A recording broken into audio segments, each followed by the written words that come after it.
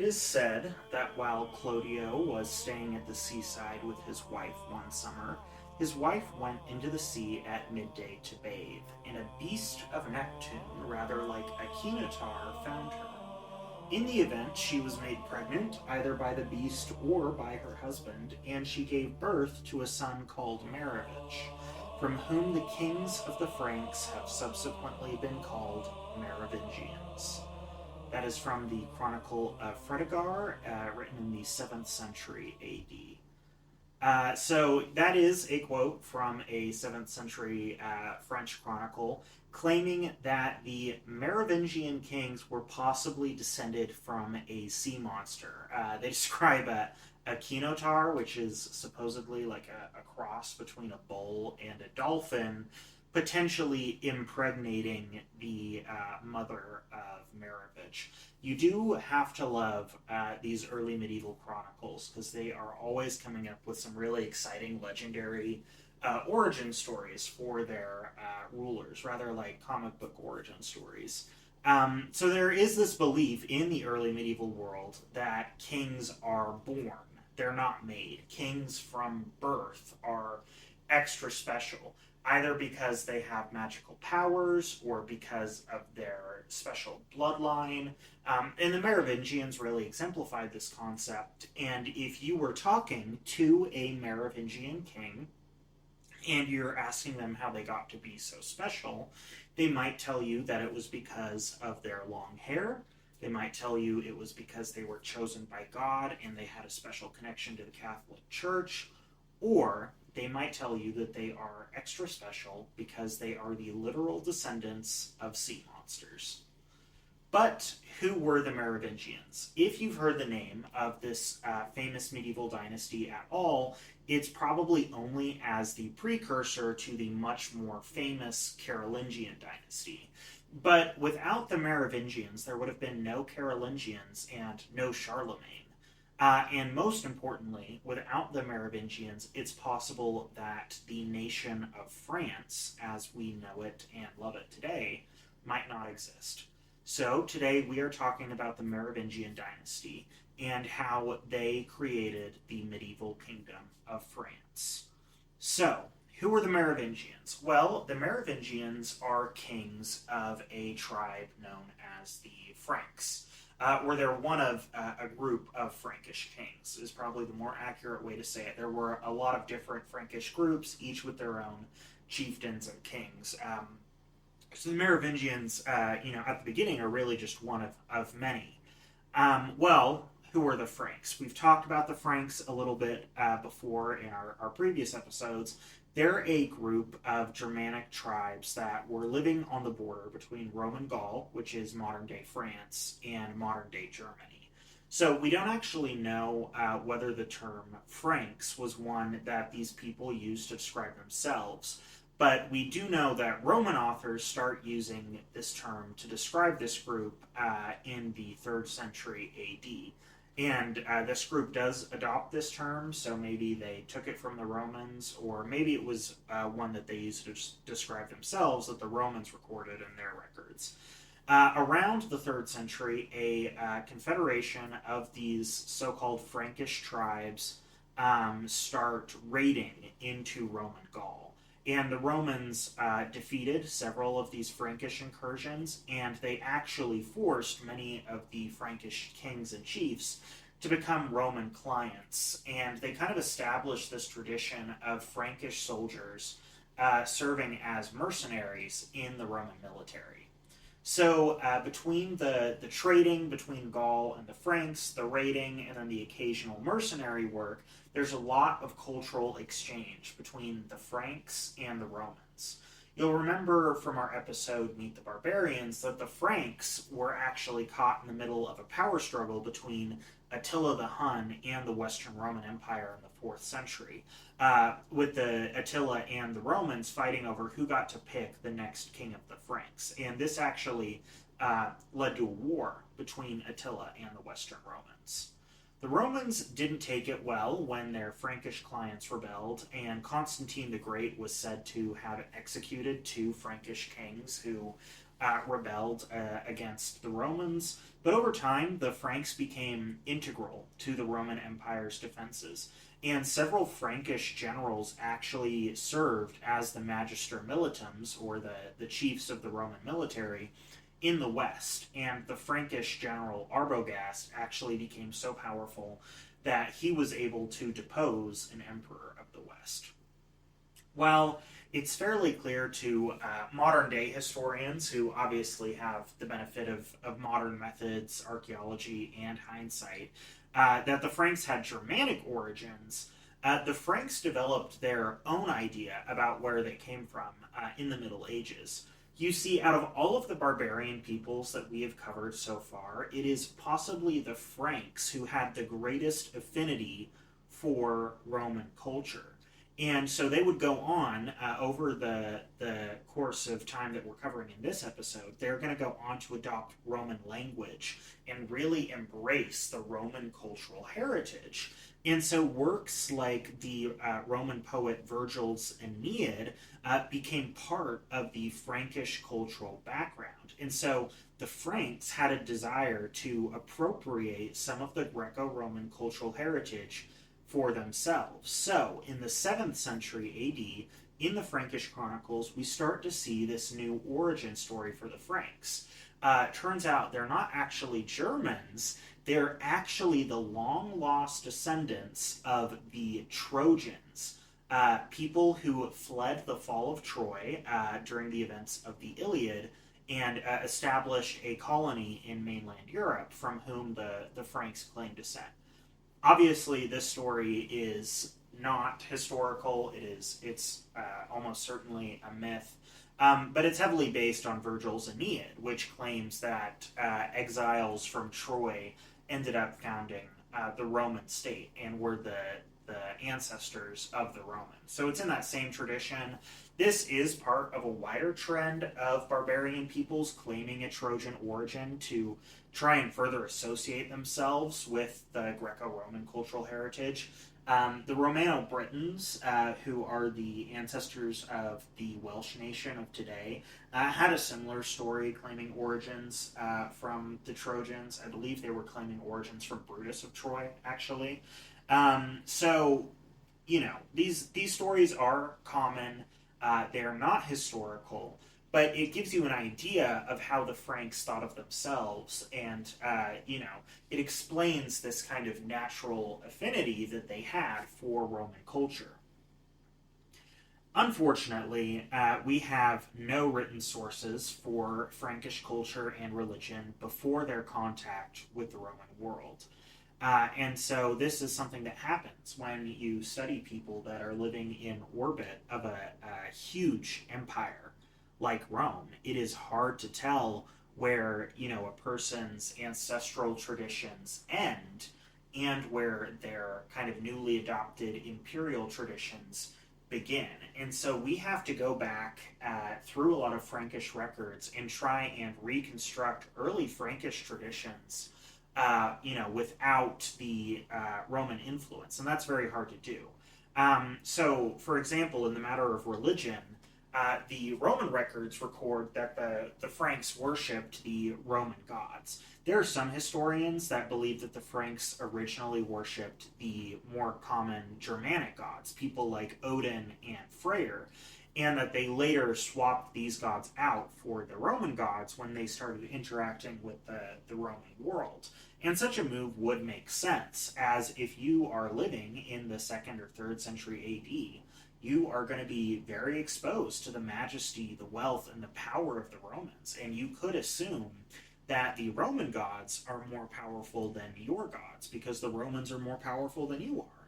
And so maybe you start worshiping the Roman gods to try and get some of that power for yourself. But this theory is questioned, as other historians argue that the Franks continued worshiping Woden and Freyr through this period, and the Roman authors who recorded that they were worshiping, Roman gods, they were just using Roman names for the gods, equating people like Odin to Mercury, or equating people from different pantheons with the Germanic gods.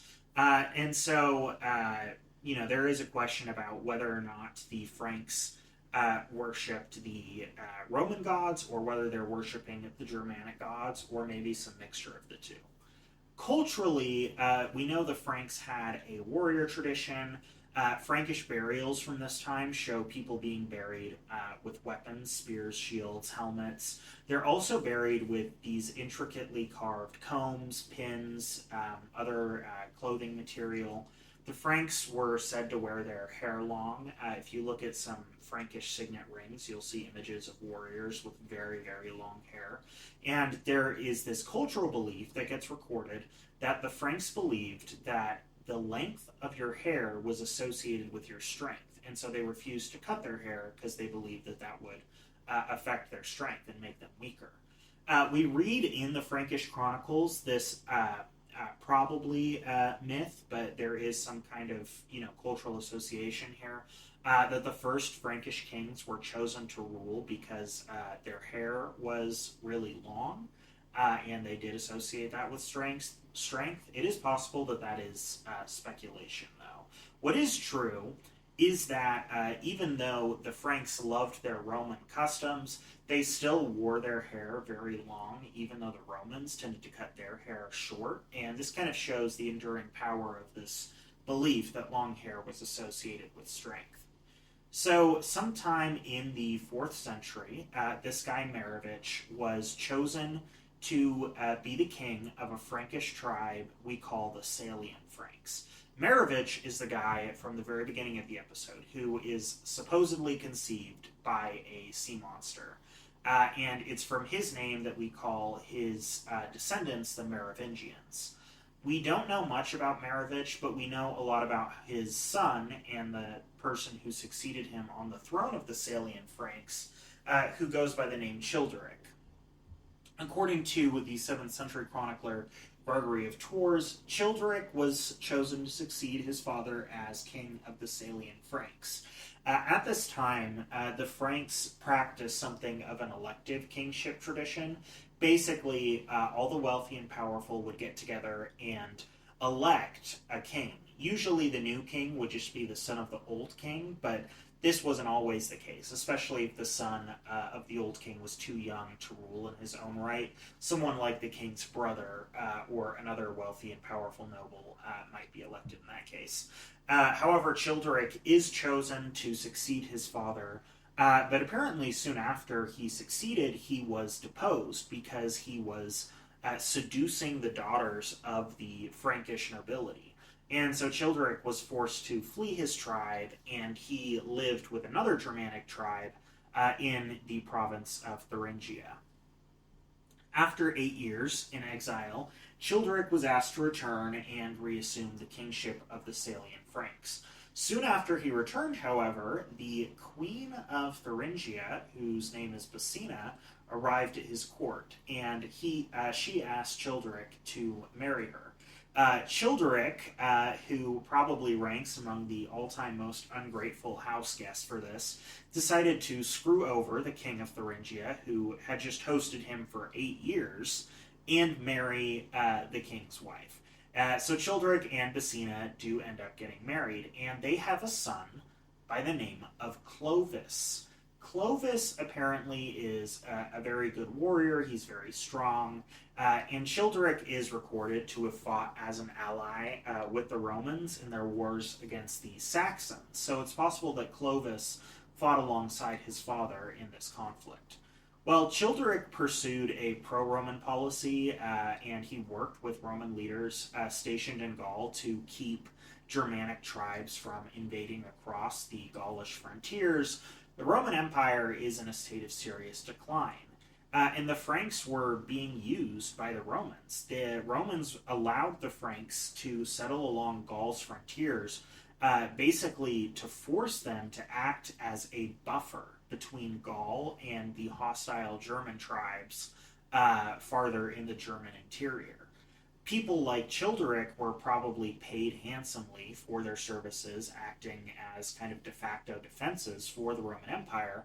But it doesn't change the fact that Frankish soldiers and Frankish women and children were being put at risk to preserve Roman security. When Childeric died, his son Clovis inherited the throne. Clovis, unlike his father, was not content to act as a buffer for the Romans. If you're Clovis, you're probably wondering why you should settle for some measly payments of gold to act as mercenaries when you could instead just attack the Roman Empire and take all the land and gold you could ever want. And remember, at this point, the Roman military is in serious decline, and they are unable to defend from barbarian incursions. Rome has been sacked twice by this time by both the Goths and the Vandals. And so Clovis is like, all right, I'm going to get in on this action. Let's get rich by attacking the Romans. So in the year 481 AD, which is about 5 years after the last Western Roman Empire had been deposed, the Roman province of Gaul is holding on for dear life. There's this governor by the name of Syagrius who is trying to maintain a semblance of Roman authority in northern Gaul. Syagrius's capital was in the Roman city of Novidunum, which is modern-day Soissons. So Clovis formed a coalition of Frankish kings. Remember, there are a lot of different Frankish kings and Frankish tribes at this time. Clovis forms a coalition, and they march against Syagrius with the stated purpose of taking the land in northern Gaul for themselves. We don't really know what Clovis's exact motivations were, but I believe he was hoping to secure direct control of the wealthy province of Gaul, and probably to settle his people there. And his actions after the battle do back up this hypothesis. Clovis ends up defeating Syagrius, and Syagrius flees south to the Visigothic kingdom that is living in the Aquitaine, which is in southern France. But the king of the Visigoths was afraid of a war with the Franks, so when Clovis demanded that they return Syagrius to northern Gaul as a prisoner, the Visigoths, fulfill those demands. They send Syagrius back to Clovis, and Clovis actually has Syagrius killed. With nothing between him and the wealthy Roman towns in Gaul, Clovis and his army plundered cities and churches, and they enriched themselves with stolen goods. Remember, Clovis's people are still pagan at this point, so they had no problem raiding churches. But the people of Gaul were still Christian, and in the absence of any Roman authority, the Gaulish priests were the most important community leaders. So Clovis immediately ran into some serious issues governing his new province because the clergy was opposed to his actions, and he actually had to return a lot of his stolen property to the churches in order to smooth things over with the clergy. Clovis wasn't just raiding, though. He wanted to rule Gaul. So he spent years pacifying the area, bringing all of the cities in Gaul under his direct control, and taxing the cities there, the Roman settlements there. He also fought wars with the Germanic tribes in Thuringia, and he formalized an alliance with the Burgundian kingdom to the southeast by marrying the Burgundian princess Clotilde. But there is a problem in this marriage, and that's because Clotilde is a Christian. So almost as soon as she and Clovis get married, she starts a pressure campaign to get him to convert to Christianity. But Clovis is having none of it. He felt a really strong loyalty to his ancestral gods. So when Clovis and Clotilde had a son, Clotilde had the boy baptized in secret, but soon after, the boy died. You have to remember infant mortality is really high at this time. And Clovis gets really angry because he believes that it was the baptism that contributed to the death of this son. Basically, that the baptism had caused the ancestral gods to put a curse on this son and get him killed. And so Clovis blames his wife, but also the Christian tradition, for the death of his son. But things changed, according to legend, when Clovis and his men were fighting a battle against a Germanic tribe. And apparently the battle is going poorly, and so Clovis, who is about to give up all hope, prays to Jesus that he'll be granted victory. And then miraculously, the tide turns, and Clovis's army wins the battle. Now, this story does have, a hint of invention in it. It sounds really familiar to the story of Constantine's victory at the Battle of the Milvian Bridge. And so it's possible that this story is a later invention. It's probably more likely that Clovis eventually made the decision to convert to Christianity because he realized he would never be able to effectively administer Gaul unless he got the buy-in of the Christian clergy. And the best way to do that was to be baptized. So no matter what led to the conversion, we do know that Clovis gets baptized by the Bishop of Rheims. And this formalized his rule over the Christian people living in Gaul. Unlike many of the other barbarian kings that we have covered so far, Clovis converted to Orthodox Christianity. So he was not an Arian heretic. And he is one of the first kings to pioneer this idea of Catholic kingship. So Clovis is aligning his kingship with the church that's based in Rome. Clovis made it really clear that his people would be aligned with Rome in matters of theology, and he starts supporting the Roman clergy over the heretic clergy. And this paves the way for later Frankish leaders to further align with Rome in other political matters. Okay, so Clovis has got good relations with the Burgundians. He's secured his German borders. Around this time, he actually formalizes an alliance with Theodoric the Great by marrying his daughter to Theodoric. So there's a connection to someone that we covered in one of our previous episodes. So with all of this going on, Clovis really only has one major obstacle in the way of his total control over Gaul, and that is the Visigothic kingdom based in the city of Toulouse. Clovis declared war on the Visigoths and set the stage for the ultimate battle to determine who is going to have control over Gaul. The Orthodox Franks or the heretical Arian Visigoths. At the battle, which takes place at Vui, Clovis wins and the Visigothic king is killed.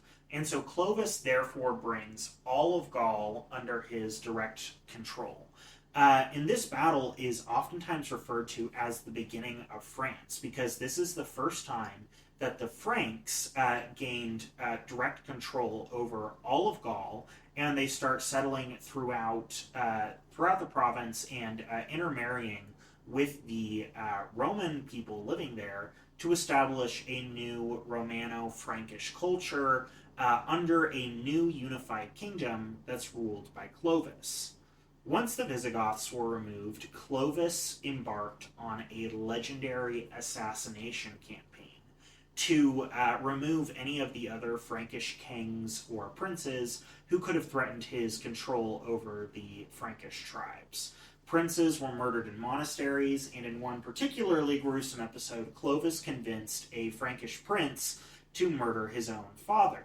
With the other Frankish kings dead or in hiding, Clovis had all but secured control over the Frankish tribes.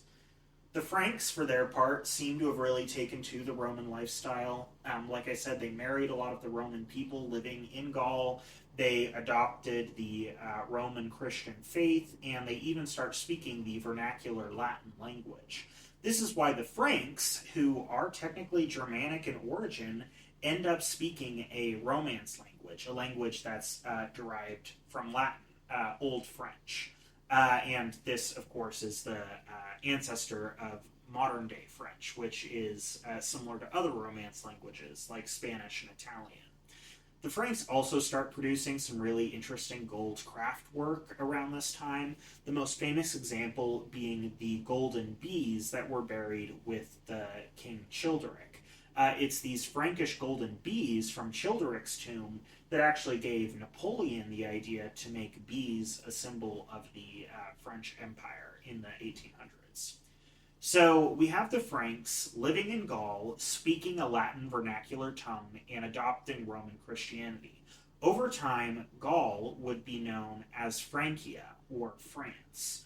Clovis effectively facilitated the process of ethnogenesis, which means he established a new ethnic identity, the Frankish identity. And he did this by uniting all of the Frankish tribes under his rule, encouraging the adoption of Roman religion and customs, and establishing Frankish settlements in a new homeland.